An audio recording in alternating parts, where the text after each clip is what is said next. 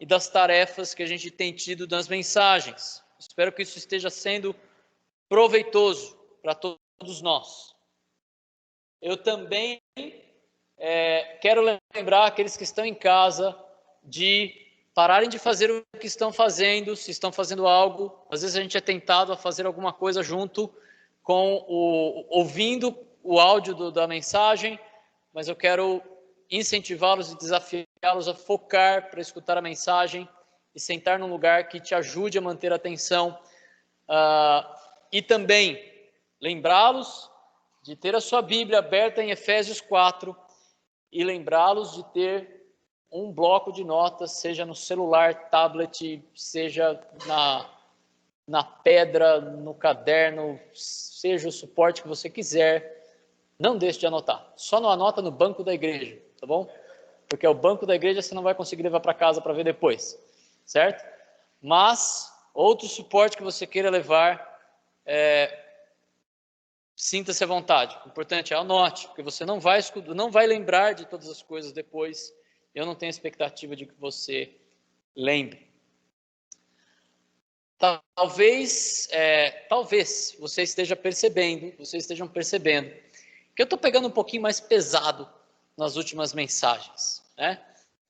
Eu amo vocês, eu falo com vocês como filhos, como irmãos, com o desejo de que isso realmente produza algo excelente na vida de cada um. É por isso que às vezes eu sou um pouquinho mais enfático. A gente faz isso com os nossos filhos de vez em quando também, não é verdade? Eu espero que com o correr do tempo a gente possa experimentar aquela vida que Deus nos oferece em Jesus Cristo, quando Ele fala, eu vim para que tenham vida e tenham em abundância. Essa vida em abundância, ela envolve obediência, ela envolve a gente negar algumas das nossas vontades para fazer a vontade dEle, ok? Então, seguindo o que a gente tem aprendido, deixando de ouvir ou acreditar em algumas mentiras do mundo, para a gente poder ser influenciado pela palavra de Deus, a gente vai seguir no nosso ensino, que tem sido esse, né? O nosso principal ensino nas últimas semanas tem sido esse, e vai continuar sendo esse por algumas semanas ainda. O cristão é chamado ao abandono das paixões carnais para renovar a sua mente e viver a vida digna do chamado. Por que eu tenho mantido isso? Por que eu tenho mantido esse ensino principal?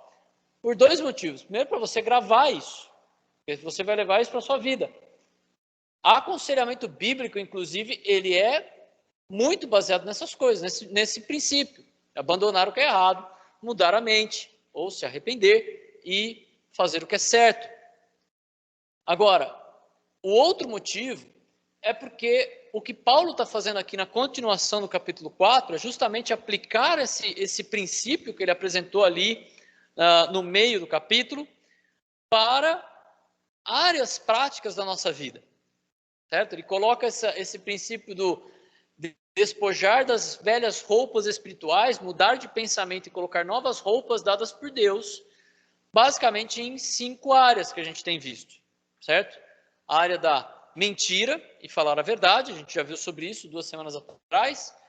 A área da ira, que a gente viu semana passada, você se despojar de uma ira pecaminosa, basicamente uma ira egoísta, e se revestir de lidar com a ira biblicamente.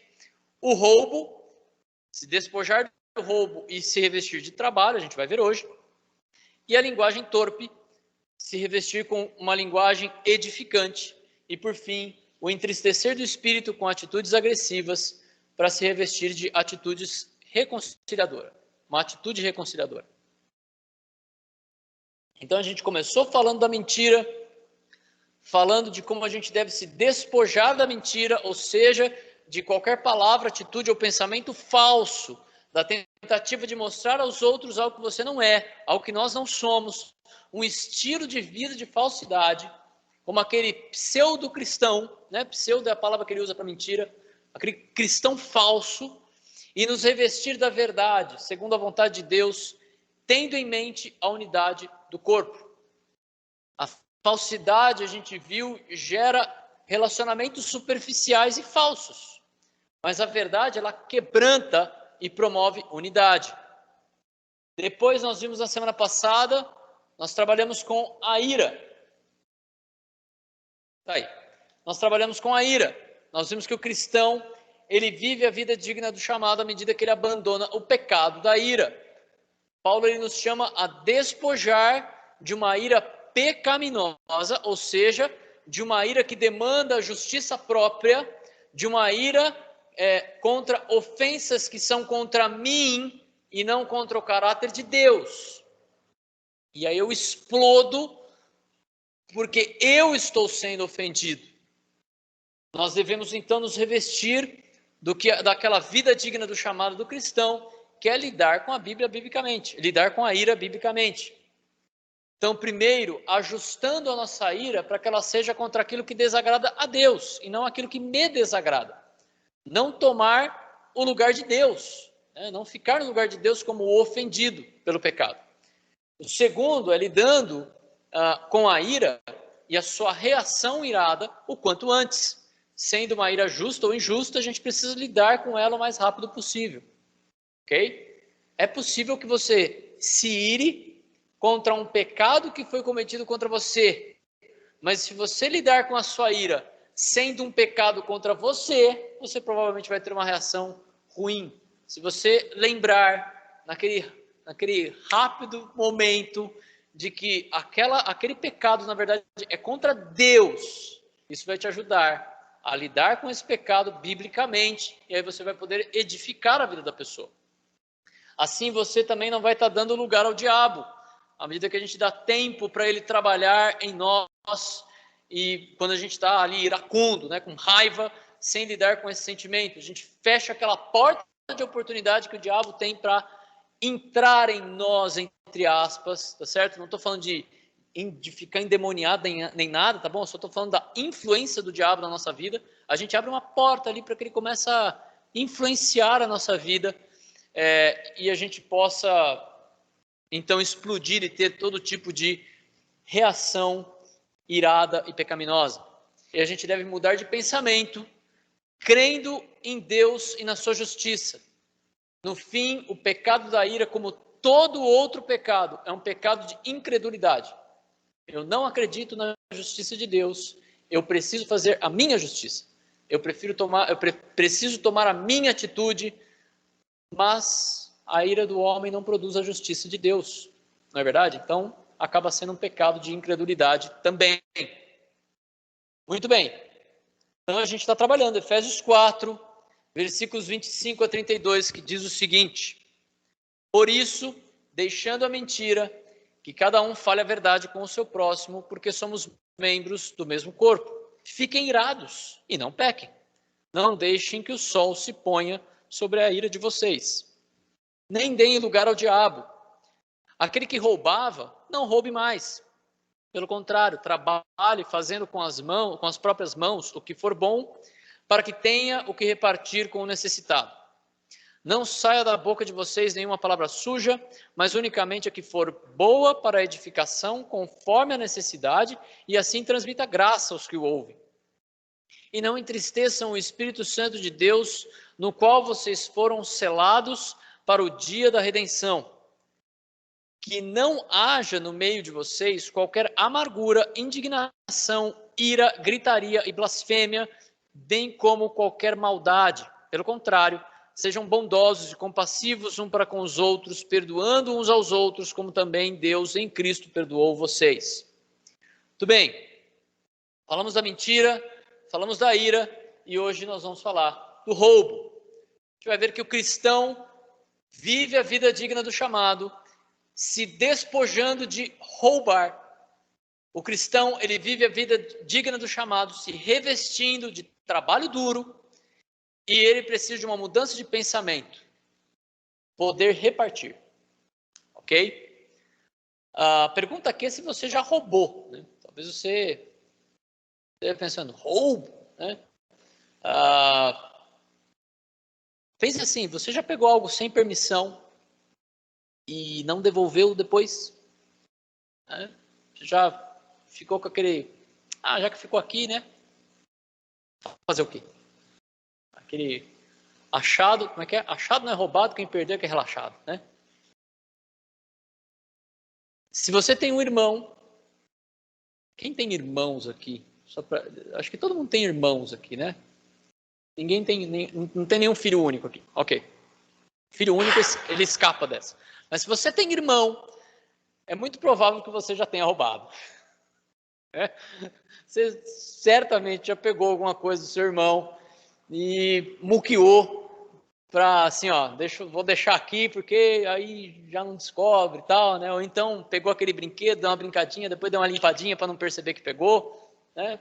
Se você é o irmão mais novo, então 99,9% de você é um ladrão. Tá? Eu falo por experiência própria, certo? Porque irmão mais novo é fogo. Tá? Eu não tive, eu fui, eu vivi, e hoje eu vejo, né? Então, irmão mais novo é um negócio complicado. Mas novamente, né, é algo que você não precisa ensinar para uma criança, né? Ela simplesmente vem pronta de fábrica para preferir o que é do outro, não é verdade? E está pronta para pegar, levar embora sem o menor remorso. Tá pronto, tá lá. E se precisar, ele também está pronto para mentir, para encobrir, né? Tá tudo certo, tá tudo pronto. E novamente também o mundo ele tem criado formas cada vez mais sofisticadas de pegar o que não lhe pertence, não é verdade? Então, são mensagens falsas de WhatsApp, são propagandas enganosas, assaltos, sequestro relâmpago, corrupção, desvio de dinheiro, todos os meios de roubar ou de captar recursos que não pertencem a uma pessoa e é tomado que pertence a uma pessoa e é tomado à força, de alguma maneira.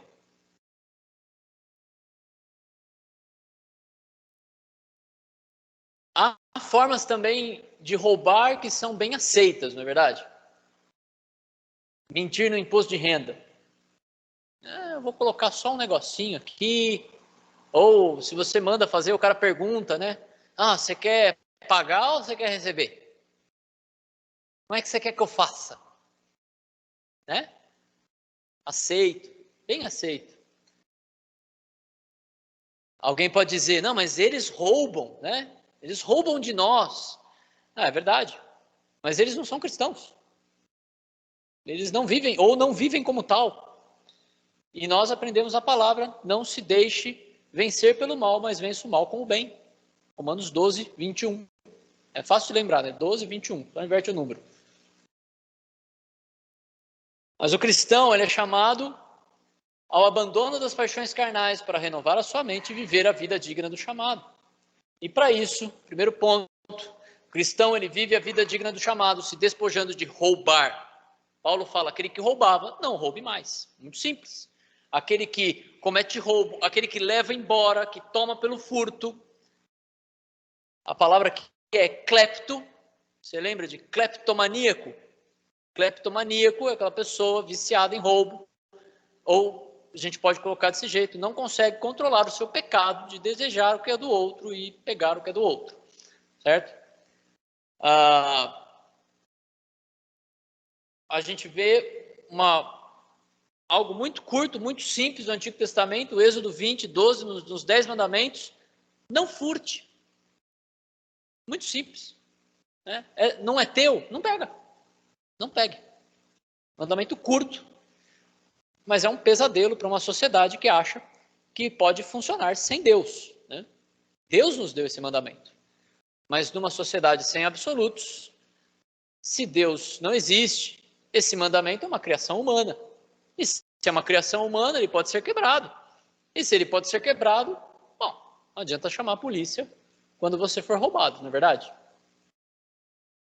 Muito interessante que um tempo atrás, uma pessoa da política, muito proeminente, que defende que a gente deve cuidar dos bandidos, o bandido ele é uma vítima da sociedade, etc. Teve o carro roubado, a primeira coisa que ela fez foi chamar a polícia. Porque pegou o meu carro. Né?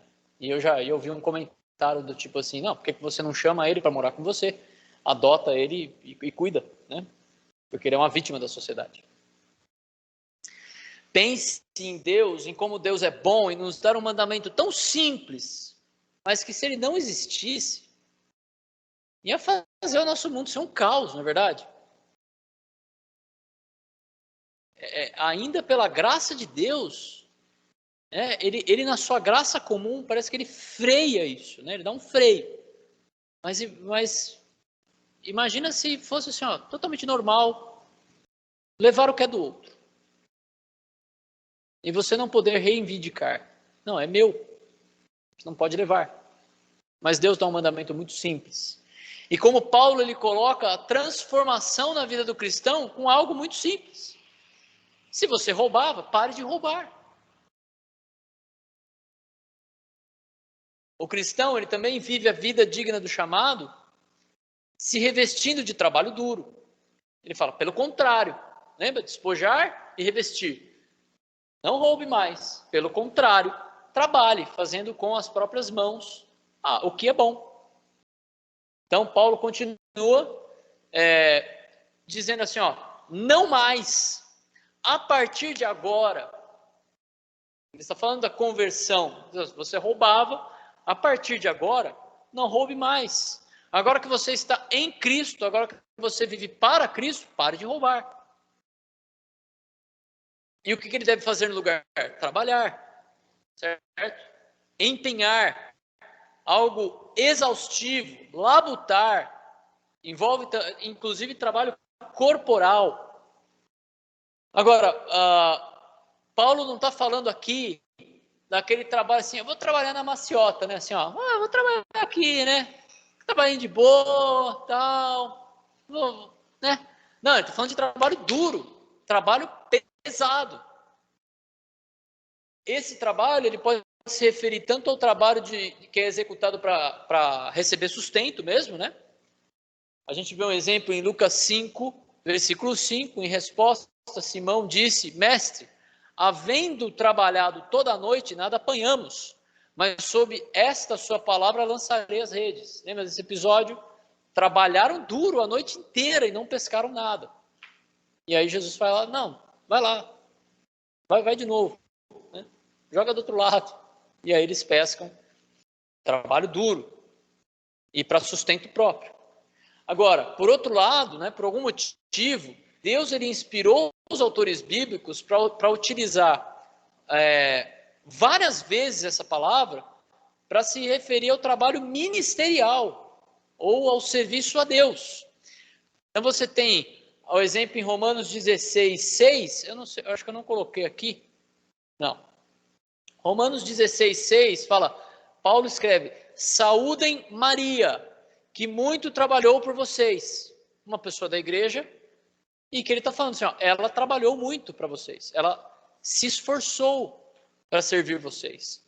E 1 Coríntios 16, 15 a 16 também fala, e agora, irmãos, eu peço a vocês o seguinte, os membros da casa de Estáfanas são as primícias da Acaia, e eles se congregaram, que se consagraram ao serviço dos santos, portanto, sujeitem-se a pessoas como eles, bem como a todo aquele que é cooperador e obreiro.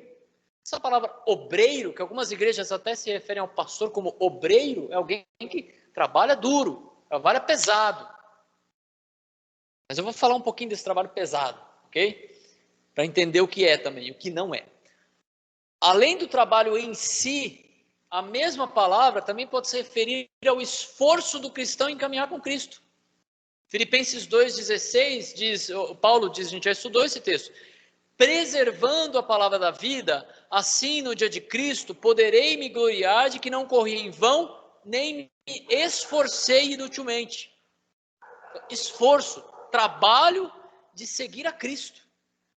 Por isso que eu costumo dizer, seguir a Cristo é trabalho. E é trabalho duro, ok? E eu não estou me referindo só a mutirão, não. Claro que nesse texto de Efésios, Paulo está usando essa palavra para se referir ao trabalho como sustento financeiro. Mas eu creio que esses outros sentidos da palavra nos ajudam a ter uma ideia do trabalho completo que Deus espera de nós, cristãos. E Paulo, então, ele acrescenta que nós devemos trabalhar com as próprias mãos, O que também é interessante, porque trabalhar com as mãos é muitas vezes usado para se referir ao próprio Deus poderoso, que criou todas as coisas e sustenta o universo com as suas mãos. Deus também, ele castiga com as suas mãos. Deus, ele promove a sua obra com as suas mãos, e aí por diante. Por outro lado, a palavra é usada para coisas muito simples, como escrever. Por exemplo, em Filemão 19, Paulo usa essa palavra para escrever. Escreva com as próprias mãos. Ou impor as mãos em alguém que vai para servir. Ou seja, coisas que não demandam necessariamente esforço físico muito grande. Ele não está falando necessariamente de trabalho pesado, mas ele está mostrando que trabalho pesado pode ser ainda que num trabalho leve. Num trabalho leve no sentido físico. Você pode trabalhar pesado para estudar, certo? Você pode trabalhar pesado para fazer a venda. Você não vai catar o cara e derrubar ele no chão e, né? Compra! Não é isso que é o trabalho pesado, mas é a estratégia, o cálculo, quanto que eu vou, quanto que eu não vou, quanto que dá para puxar, quanto e tal, e liga. É trabalho pesado. Pega o carro, vai. Agora, tem gente mexendo, apertando parafuso, cortando, não sei o quê. Trabalho pesado com as mãos envolve todo tipo de trabalho, entende? Ele não está falando assim, não, então quem trabalha com as mãos, com enxada, não sei, é mais digno. Não está falando disso. Mas está falando assim, ó, no trabalho que você tem, faça o seu trabalho de forma dura, pesada, né? Se esforçando. O Hernandes Dias Lopes, ele dá um exemplo de um pastor, é uma historinha, né? Mas o pastor estava estudando em casa e o escritório dele tinha uma janela que dava para a rua. E aí passa um irmão da igreja, ô pastor, bom dia, tá descansando? Aí ele responde, não, tô trabalhando, né? Tô estudando, tô trabalhando. Aí outro dia o mesmo membro da igreja passa lá e o pastor está cortando a grama do jardim. Fala assim, ô pastor, hoje o senhor está trabalhando. Ah, não, hoje eu estou descansando. É o meu descanso. Então, para a gente alinhar essa questão do trabalho duro, nem sempre é um trabalho pesado com as mãos, mas pode ser inclusive com a cabeça. Agora, a mão, ela pode ser usada para coisas ruins também. Tiago 4:8 fala, purifique as mãos pecadores. Mateus 8:3 fala, se tua mão direita te faz tropeçar, corte-a fora. Então a mão também é usada para fazer coisas ruins. E por isso mesmo Paulo faz o alerta para trabalhar com as mãos fazendo o que é bom. O que é bom, o que é saudável, o que é agradável, o que é alegre, o que é feliz, excelente, o que é honesto, honrado.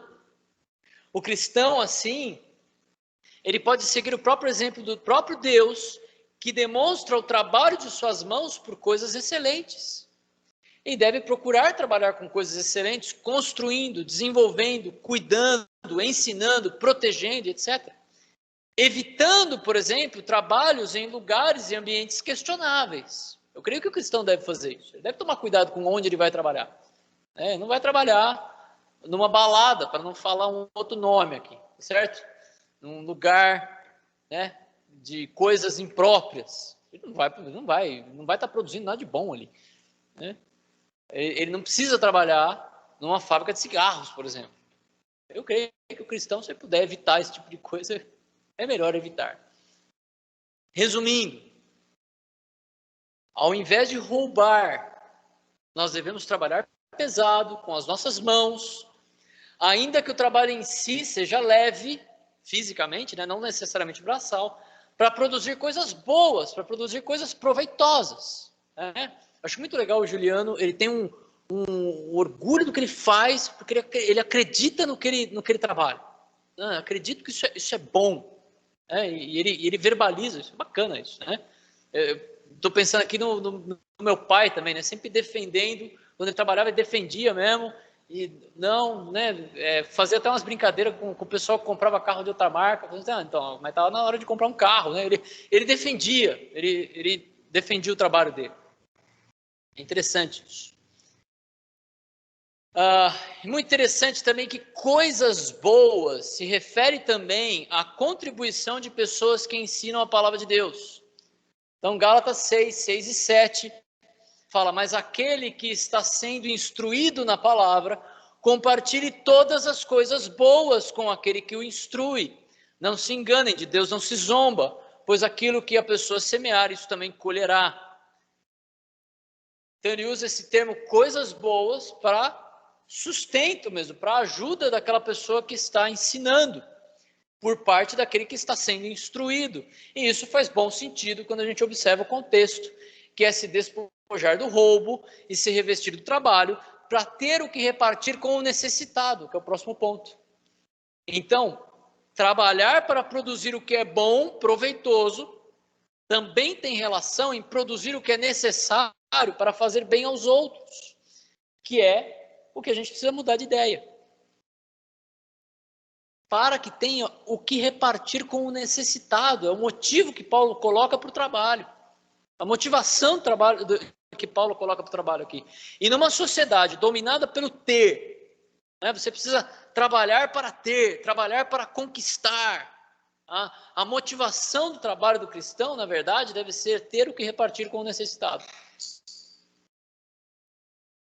Há outras motivações do trabalho bíblicas? Lógico, claro que existe. A glória de Deus, sem engrandecer a Deus.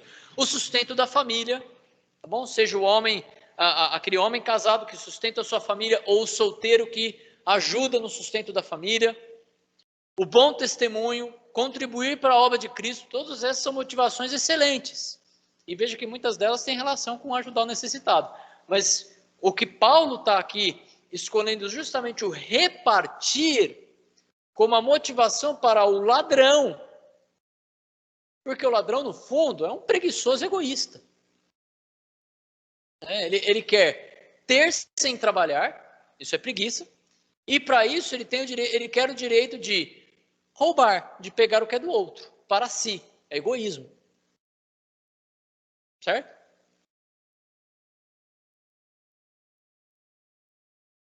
Então, ele tem que trabalhar e não ser um egoísta. Ele tem que seguir o exemplo de Provérbios 6, 6 a 11, onde fala, vá ter com a formiga, preguiçoso. Observe os caminhos dela e seja sábio. Não tendo ela chefe, nem oficial, nem comandante. No verão, prepara sua comida. No tempo da colheita, ajunta o seu mantimento. E ó preguiçoso, até quando vai ficar deitado? Até quando? Quando se levantará do seu sono? Um pouco de sono, um breve cochilo, braços cruzados para descansar, e a sua pobreza virá como um ladrão. A miséria o atacará como um homem armado. Mas o cristão, ao contrário, ele deve trabalhar sem preguiça para ter com o que repartir, ou ter o que repartir com os outros. E repartir aqui literalmente é ter além de si mesmo. É ter para além de si mesmo, compartilhar. Essa palavra ela pode se referir ao ato de repartir ou doar alguma coisa. Lucas 3,11 usa essa palavra. Quem tiver 2 túnicas, reparta com quem não tem. Pode ser usada para repartir dons espirituais. Paulo usa esse termo em Romanos 1,11, quando ele fala, eu quero ter com vocês para repartir algum dom, para compartilhar algum dom, e até doar a si mesmo em serviço ao corpo, que também Paulo usa em 1 Tessalonicenses 2,8. Eu não estou citando os livros aqui, porque eu quero focar um pouco mais na aplicação hoje. Então veja que o trabalho ele ganha uma dimensão muito maior quando ele não é só um meio de conseguir um fim egoísta, de tipo, eu quero conseguir aquilo que eu quero, eu quero conseguir aquilo que é o meu alvo. Ele também ganha um aspecto de servir aos outros também. Atos 4, 32 a 35, a gente tem um exemplo disso, da multidão dos que creram, era o coração e a alma, ninguém considerava exclusivamente sua nenhuma das coisas que possuía, tudo, porém, lhes era comum. Com grande poder, os apóstolos davam testemunho da ressurreição do Senhor Jesus, e em todos eles havia abundante graça. Não havia nenhum necessitado entre eles, porque os que possuíam terras ou casas, vendendo-as, traziam os valores correspondentes e os depositavam aos pés dos apóstolos.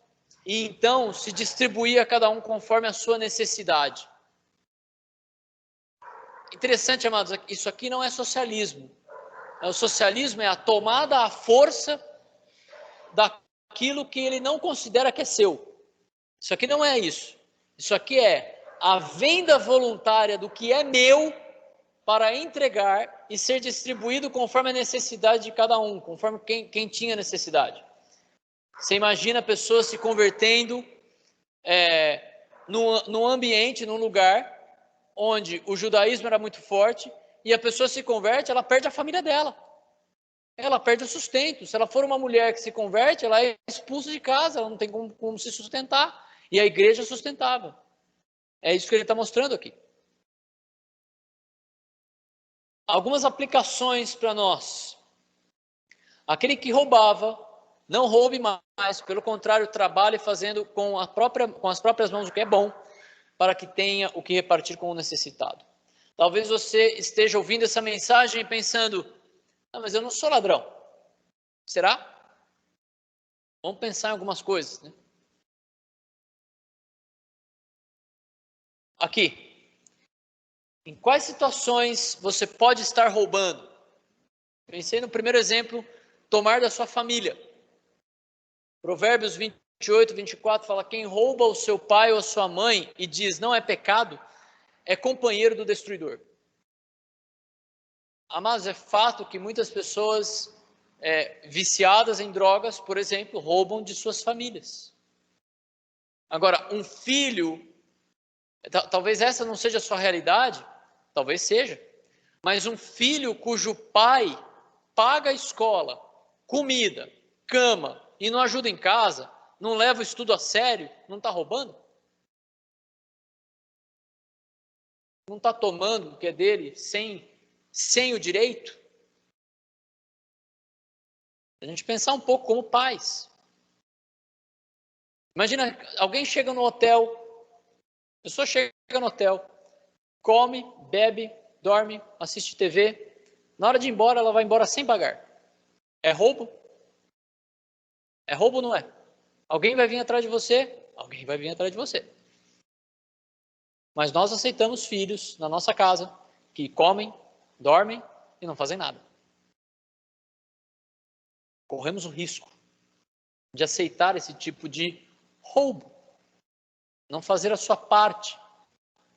Aquele texto eu vou colocar aqui. É o próximo texto que eu vou colocar, por isso eu não vou falar, mas é um texto que fala sobre isso, né? Quem não trabalha não coma. Será que a gente tem permitido que os nossos filhos nos roubem? Será que a gente tem ensinado os nossos filhos a importância do trabalho nesse sentido? O outro é esse, né? Roubar do próprio corpo de Cristo. Como? Recebendo a ajuda da igreja para uma necessidade sem o esforço de trabalhar. Ok? Então, por exemplo, as pessoas lá estavam necessitadas, ela começa a receber ajuda, mas você percebe assim, nossa, começou a ficar meio folgado, né? Não faz nada, espera tudo na mão. Bom, tá errado, né? O contexto de 2 Tessalonicenses 3,10 fala, porque quando ainda estávamos com vocês, ordenamos isso, se alguém não quer trabalhar, também não coma. Paulo aqui ele está falando de pessoas que, aguardando a volta de Cristo, não trabalhavam. Jesus vai voltar, então não vou trabalhar. Mas acabavam então abusando da boa vontade da igreja e se tornando um peso para a igreja. Roubavam a igreja, porque não estavam realmente necessitados, eram preguiçosos. Ou então, eu penso naquela pessoa que recebe ajuda, assim, a pessoa perde o emprego, precisa de ajuda. Começa a receber ajuda. Ele fala assim, e aí, como é que tá? Tá procurando emprego e tal? Então, tá meio difícil, né? Tá difícil para todo mundo.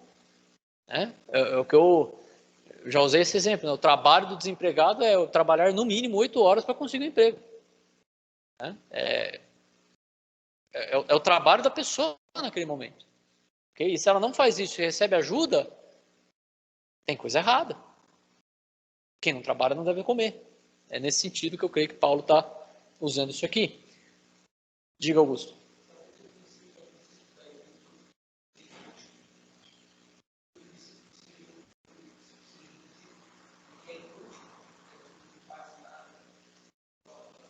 Sim, a pessoa que não colabora para nada, certo? Você pode perceber.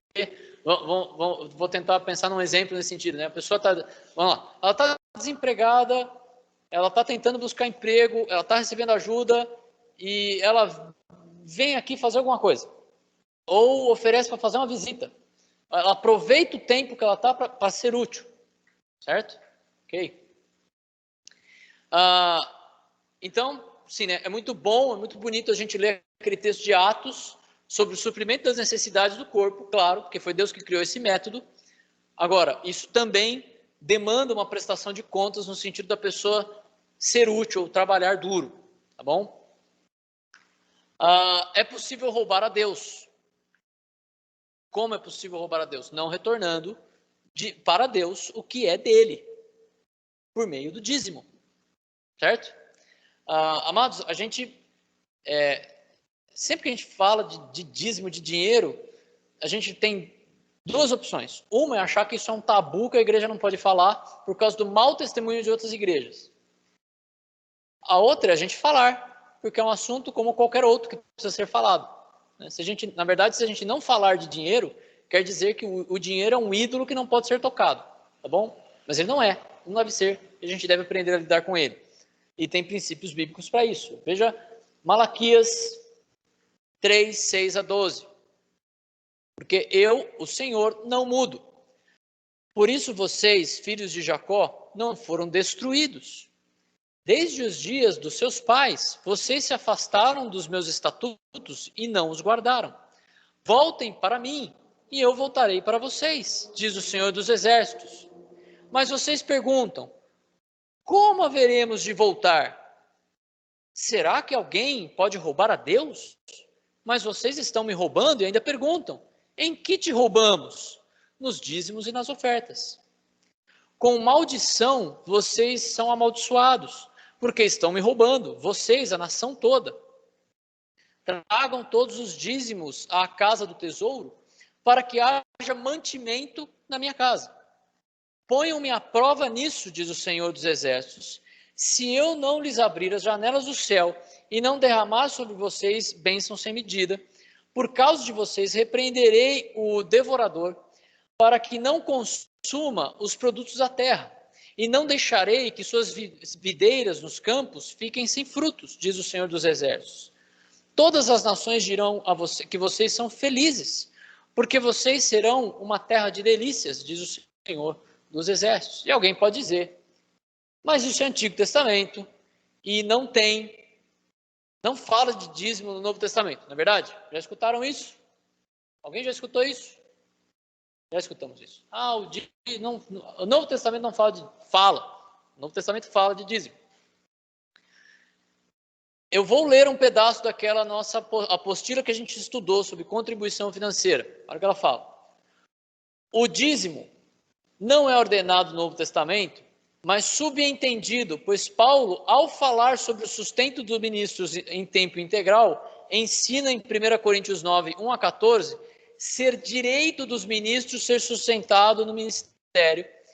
E as bases bíblicas usadas são textos do Antigo Testamento. Então ele usa Deuteronômios 26, versículo 8 também, uma referência à lei. No versículo 9, ele também faz uma referência a Deuteronômio 25, 4. Versículo 13, Levítico 6, 16 e número 5, 9. Vou mandar esse material para vocês vão poder olhar isso. Eu não vou ver isso tudo agora, a gente já estudou isso. Além do versículo 14 ser uma ordem direta do Senhor Jesus, ou seja, além dele citar ensinos do Antigo Testamento, ele faz a referência disso com uma ordem do próprio Senhor Jesus. E a gente vai ver isso. cabe ressaltar que tal ensino foi relembrado à igreja de Corinto, gentílica, não era uma igreja de judeus, predominantemente. E além do mais, lembrarmos que a igreja cristã nasce em Jerusalém e foi composta inicialmente de judeus. Vamos dar uma olhada, 1 Coríntios 9, 3 a 14. Eu estou usando isso para justamente desmistificar essa questão de que o Novo Testamento não fala sobre dízimo. A minha defesa diante dos que me questionam é essa: será que nós não temos o direito de comer e beber? Está perguntando, daqueles que serviram, que ministraram aquela igreja. Será que não temos o direito de levar conosco uma esposa crente, como fazem os demais apóstolos, os irmãos do Senhor Jesus e Cefas? Ou será que somente eu e Barnabé temos de trabalhar para viver?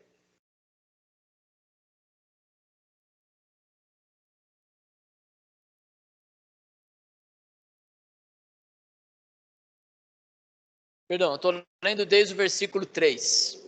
É que não cabia ali, mas a hora que entrar ali, eu vou dar um toque, tá bom? Obrigado. Aqui, ó, será que somente eu e Barnabé temos de trabalhar para viver? Quem é que vai à guerra com as suas próprias custas? Quem planta uma vinha e não come do seu fruto? Ou quem apacenta um rebanho e não se alimenta do leite do rebanho? Aí ele entra ali no versículo 8. Será que eu digo isso apenas como homem? Não é verdade que a lei também o diz? Porque na lei de Moisés está escrito: não amarre a boca do boi quando ele pisa o trigo. Por acaso Deus está preocupado com bois? Será que não é certamente por nossa causa que ele está dizendo isso? É claro que é por nossa causa que isso está escrito. Pois quem lavra deve fazê-lo com a esperança, e o que colhe deve fazê-lo na esperança de receber a parte que lhe é devida. Se nós semeamos entre vocês as coisas espirituais, será muito recolhermos de vocês bens materiais? Se outros participam desse direito sobre vocês, não o temos nós em maior medida? Entretanto, não fizemos uso desse direito. Pelo contrário, suportamos tudo para não criarmos qualquer obstáculo ao Evangelho de Cristo. Vocês não sabem que os que prestam serviços sagrados se alimentam do próprio templo e que os que servem ao altar participam do que é oferecido sobre o altar? E a minha pergunta aqui, ele não está falando de dízimo? Ele está falando de dízimo. Assim também o Senhor ordenou que os que pregam o evangelho, que vivam do evangelho. Então perceba, esse é justamente o principal texto, e bem claro, que relaciona sim o princípio do dízimo no Antigo Testamento com o Novo. E assim como no Antigo Testamento a pessoa passaria por dificuldades de sustento, que ele chama ali do devorador, né? Que acaba com a plantação. Você imagina o que era isso para uma sociedade predominantemente agrária, que vivia do que plantava. E também é possível que, em certa medida, isso aconteça hoje. Então, aqui, a questão muitas vezes é a seguinte. Aqui embaixo. Você não dá o dízimo, pois está com problemas financeiros, ou está com problemas financeiros, pois não está dizimando e está sob disciplina? Entende? Há casos em que problemas financeiros são somente provações permitidas por Deus, é verdade. Eu creio que nesse caso você deve procurar ajuda para lidar com a situação e ver um meio de manter a obediência em dizimar de alguma maneira, às vezes com um valor menor por algum tempo, até você se ajustar e tal. É possível dizimar em obediência a Deus e realmente se continuar com uma necessidade real, ser suprido pela igreja, comunicar à igreja para que seja suprido. Vou dar alguns exemplos, né? Acho que o primeiro exemplo é assim, a pessoa, já falei isso aqui, a pessoa procura, estou com problemas financeiros. Uma das primeiras perguntas que eu faço é, como é que está o seu dízimo? Em muitos casos, eu não estou dizimando. Em algum momento a pessoa parou, porque ela achou que era uma necessidade parar de fazer isso, e aí a coisa vai degringolando, tá bom? Eu creio que isso pode ser um caso de disciplina realmente de Deus. Então, ok, você não está cuidando dessa área, você vai ter um resultado ruim nessa área, como qualquer outra área da nossa vida. Se a gente não cuidar, ela vai degringolar. Se a gente não cuidar do nosso casamento, vai acabar em divórcio, certo? Se não cuidar dos nossos filhos, eles vão para o mundo, não vão crer em Cristo, porque nunca ouviram o Evangelho.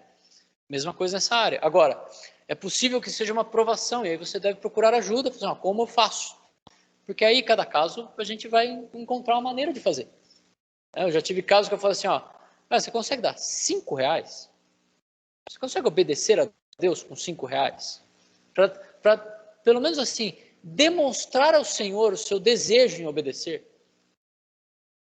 Não, consigo. Dali um tempo a pessoa está, não, está tudo, normalizou. Ou então, não, beleza, vamos ajustar aqui. Você vai dar o seu dízimo. Se você tiver uma necessidade muito grande, a igreja pode suprir. Certo? Você vai ser suprido. Tá bom? Então procure ajuda nesse caso. Por isso que a gente tem ofertas do Fundo Social, para ajudar os necessitados, que a gente inclusive está vendo aqui trabalhar para isso. Ok? Outro ponto.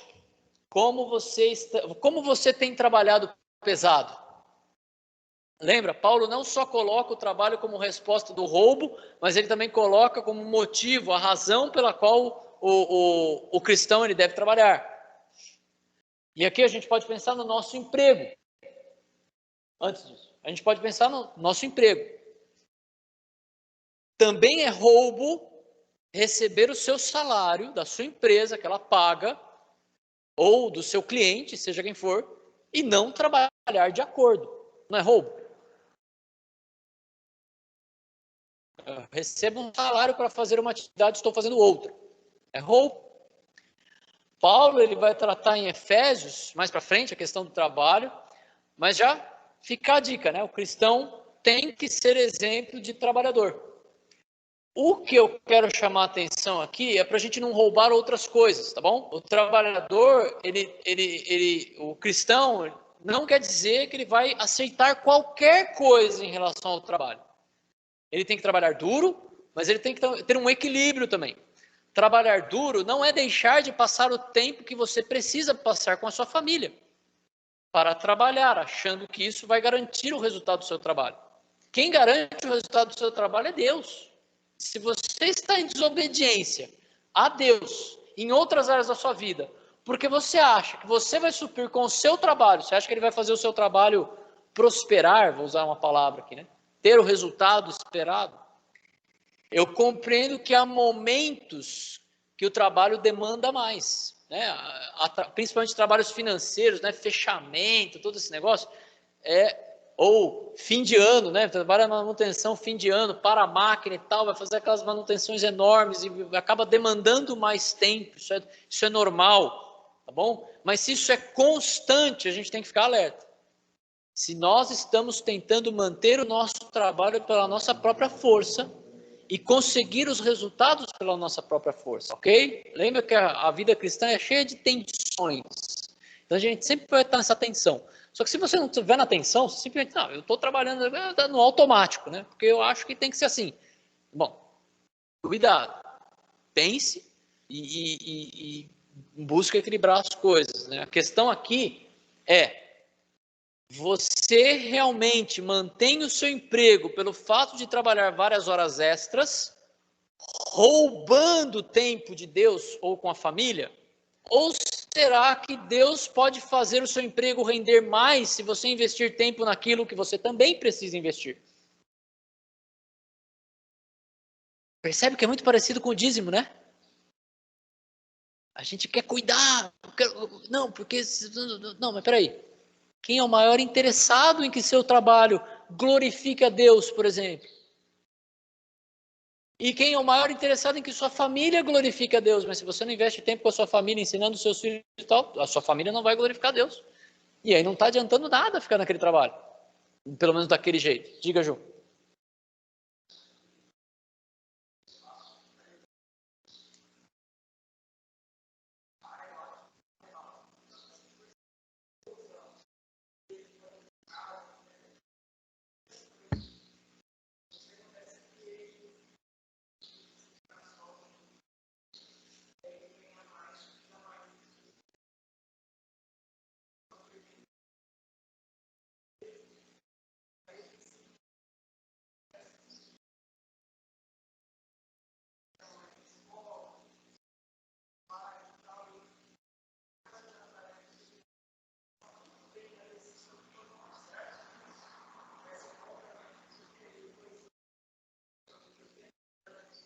Isso.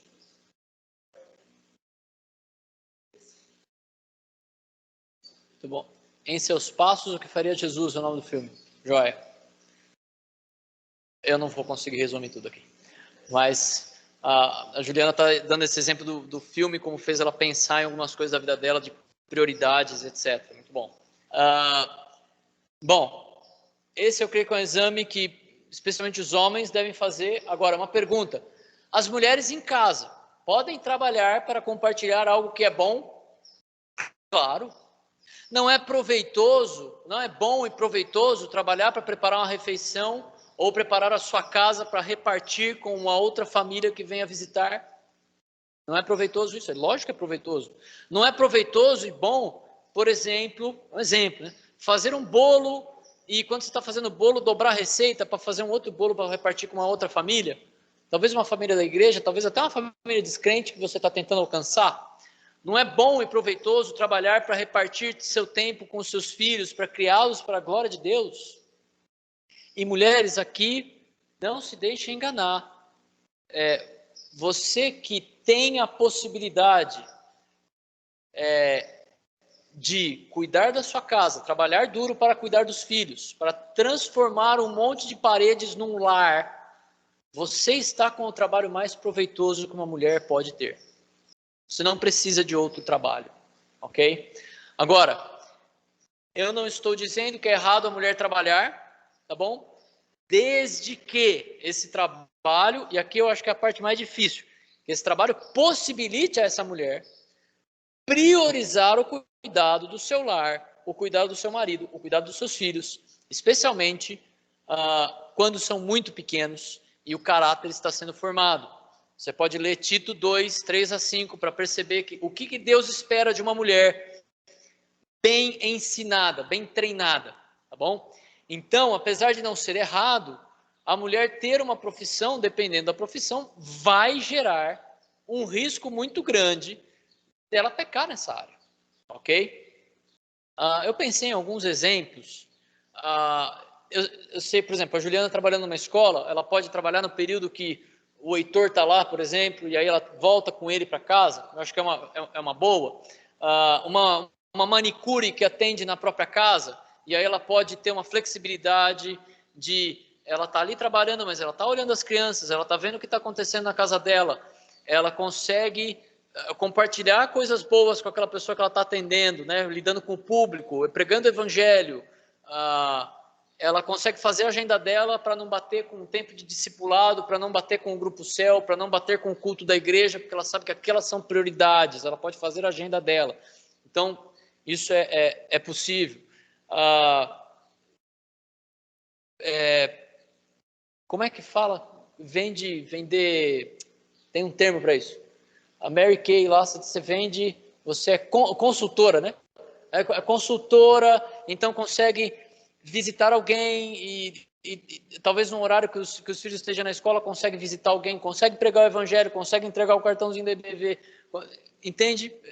Consegue conciliar essas coisas. Eu creio que mulheres devem, se elas precisam trabalhar, elas podem procurar esse tipo de atividade que não vá, e que pode parar a qualquer momento, né? Que não vá afetar a área do seu lar, da sua casa, do cuidado dos filhos, do marido, que é a prioridade da mulher, por mais que a nossa sociedade esteja tentando dizer o contrário. Ainda acho muito arriscado, mas eu creio que essas atividades são menos arriscadas do que outras. Agora, mulher e esposa também precisam equilibrar o seu tempo entre trabalho doméstico e o tempo com Deus, com o marido, com filhos, porque aí a questão é essa, certo? Deixa eu ver. Não coloquei, mas eu vou falar a questão. Você realmente acha que não parando para dar conta do trabalho de casa, ou seja, fazendo hora extra, entre aspas, né? Roubando tempo com Deus, roubando tempo da sua família ou igreja, ou será que Deus pode fazer o seu tempo, o seu trabalho render mais se você investir tempo naquilo que você precisa investir? Será que é possível que Deus, quando você nega a si mesmo e faz as suas atividades como esposa, como mãe, com excelência, Deus pode produzir aquilo que é bom e no seu trabalho para você conseguir dar conta? Eu creio que sim. Eu não pedi autorização, então não vou dar esse exemplo. Mas eu ia dar um exemplo. Beleza. Talvez no grupo Céu a gente consiga. Tem uma frase de Martinho Lutero, ele fala: eu tenho tanta coisa para fazer hoje que eu passarei as 3 primeiras horas em oração. Ele dá a entender que olha, eu vou orar mais, porque eu tenho muita coisa para fazer hoje. A nossa tendência é o contrário, né? Nossa, hoje não vai dar para fazer o devocional. Não vou ter tempo de fazer o devocional, porque eu tenho muita coisa para fazer. Você percebe a mesma tensão, né? Se eu der o dízimo, vai faltar. Mentira. Será que Deus, se você obedecer, dando o seu dízimo, não vai suprir o que é necessário? Quem é o maior interessado em te suprir? Se eu trabalhar muitas horas extras e roubar meu tempo com Deus, com a minha família, para a igreja, com o trabalho, eu vou perder o emprego. Ou eu não vou dar conta. Mentira. Será que você usar o seu tempo com sabedoria, Deus não vai permitir que o seu trabalho tenha o resultado necessário? Quem é o maior interessado em que o seu trabalho dê resultado? Que o glorifique. Então aqui tem uma outra tensão do que é o necessário, né? Será que a gente está indo atrás do necessário ou a gente está indo atrás do que é desejado? Não é errado desejar algumas coisas, mas se esse desejo está fazendo você pecar contra Deus, bom, esse desejo é pecaminoso, está tomando o lugar de Deus. A necessidade tem muito a ver com que a sociedade que a gente, com a realidade da sociedade que a gente vive, mas ao mesmo tempo, Deus não supre as nossas necessidades reais à medida que a gente é fiel a Ele. Eu quero dizer o seguinte, né? Onde a gente vive, em Indaiatuba, Campinas, São Paulo, as nossas necessidades são diferentes de quem vive no sertão. As necessidades lá são diferentes. Ok? Porque é uma sociedade diferente. Funciona de outro jeito. Ok? Na vida cristã,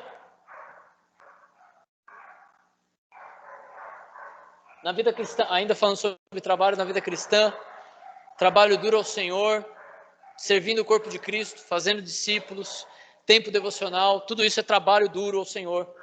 E para essa igreja continuar, amados, ela precisa frutificar nesses trabalhos. Ela precisa caminhar como igreja, tendo um corpo que funciona, inclusive até o ponto de sustentar um pastor. Como aquilo que você possui do seu trabalho, ou pelo seu trabalho, pode ser uma bênção para outros irmãos. Pense no que Deus tem permitido que você tenha, e outros não. Então, observe pessoas que estão passando necessidade, como é que você pode ajudá-las? Fazer uma oferta anônima, fazer um desapego de alguma coisa que está sobrando na sua casa e dar aquela outra túnica para um outro irmão que está precisando, ou para alguém até de fora da igreja, mas dando prioridade para as pessoas aqui. Observar a necessidade de pessoas e trazer para a liderança, né? Trazer para mim, para o Augusto, para o Renan, como diácono da IBNA, para que a igreja seja envolvida. Fiquei sabendo que a coisa ali está feia. Dar uma oferta para o fundo social da igreja, para ajudar necessitados. Lembrar de pessoas com dificuldade financeira, né? A igreja ela deve se envolver nesse processo para ajudá-la numa situação com ensino, com prestação de contas e por vezes até com ajuda financeira mesmo. Observe pessoas que não têm o mesmo conforto que você. Como é que você pode abençoá-las, inclusive? Por exemplo, chamar uma pessoa para uma refeição em algum lugar, pagar para essa pessoa, compartilhar coisas boas com essa pessoa, chamar para passar tempo na sua casa e compartilhar o seu espaço, o seu conforto com outra família. Oferecer uma carona para alguém que não tem o carro e talvez precise fazer algo, não só para vir no culto, mas talvez precise fazer algo na cidade, ou mesmo para programações da igreja, são exemplos, não se limita a isso, tá bom? Note, isso não deve ter acepção de pessoas nesse processo. Você não deve dar preferência para uma pessoa ou família específica.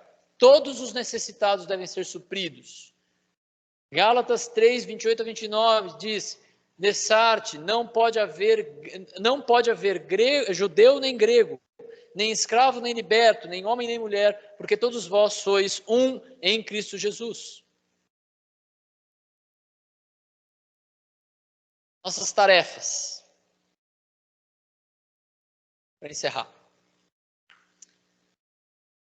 Leia Efésios 4. Medite nos versículos 17 a 24 e 28. Use o método observação, interpretação e aplicação do livro Vivendo na Palavra. Se você não tem esse livro, gostaria de ter, me avise. É um livro excelente. Leia e medite nas perguntas da mensagem. Se necessário, escute ou leia o esboço da mensagem e suas anotações. Se prepare para o grupo céu. Essas tarefas não vão mudar muito. A gente sempre vai ter que fazer, tá bom? Agora, nessa semana, pense em como você e sua família podem abençoar alguém da igreja, indivíduo ou família. Essa semana, ok? Pense em como você pode fazer isso, tá bom?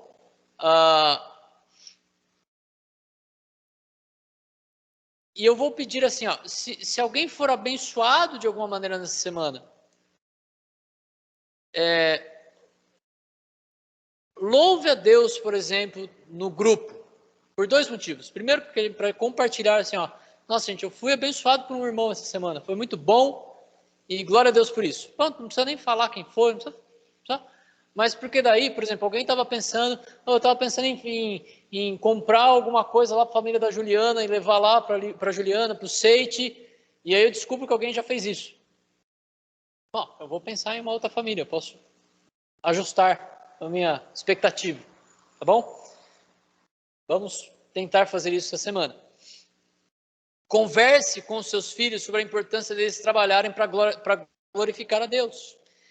Pense em tarefas que eles podem ajudar, arrumar o quarto, tirar o lixo e outras coisas da casa. Além de estudar com seriedade, certo? Pergunte à sua família, esposa, marido, filhos, o que eles acham do tempo que vocês passam juntos. Isso aqui é especialmente para os maridos, tá bom? Mas esposas podem fazer também. Alinhe a expectativa de tempo, do tempo que passam juntos. O que podem fazer juntos para aproveitar bem esse tempo? E aqui eu vou dar algumas ideias.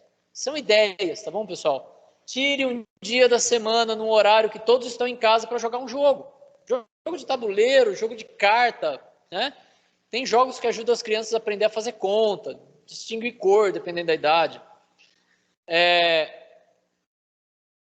Ler um livro. Já comprou Nárnia? Não? Fica a dica. Leia um livro, tá bom? Pegue um livro e leia com seus filhos. Leia, sente na sala, né? Desliga a TV um pouquinho. Ou pode assistir um filme. Pode ver fotos da família, fotos de viagens. Invista tempo com o seu cônjuge assistindo o vídeo do seu casamento. Dá umas risadas junto. Ou vendo fotos do casamento, da lua de mel, de um passeio. Invistam esse tempo. Gente, assim, ó, parece uma coisa boba, mas tem um efeito fantástico. Assim, em casa, quando a gente senta com as meninas para ver foto, nossa, é um negócio tão bom. A gente relembrar o que Deus fez, é muito bom. Tá bom? São dicas, são ideias, tá bom? Se vocês tiverem mais ideias, podem compartilhar no grupo também. Vamos orar, amados. Senhor, obrigado. Obrigado pela tua palavra novamente. Obrigado porque o Senhor não nos deixou no escuro. E eu oro para que o Senhor use essa mensagem, os ensinos e as aplicações, as tarefas para produzir em nós aquilo que o Senhor deseja produzir em nós, a vida de Cristo. Ajuda-nos a compartilhar aquilo que o Senhor tem nos dado através do nosso trabalho e ajuda-nos a abençoar, ter a disposição em abençoar irmãos necessitados, talvez irmãos que não tenham os mesmos privilégios ou conforto que nós temos e nós podemos compartilhar isso com eles. É o que eu oro e peço em nome do Filho Jesus. Amém.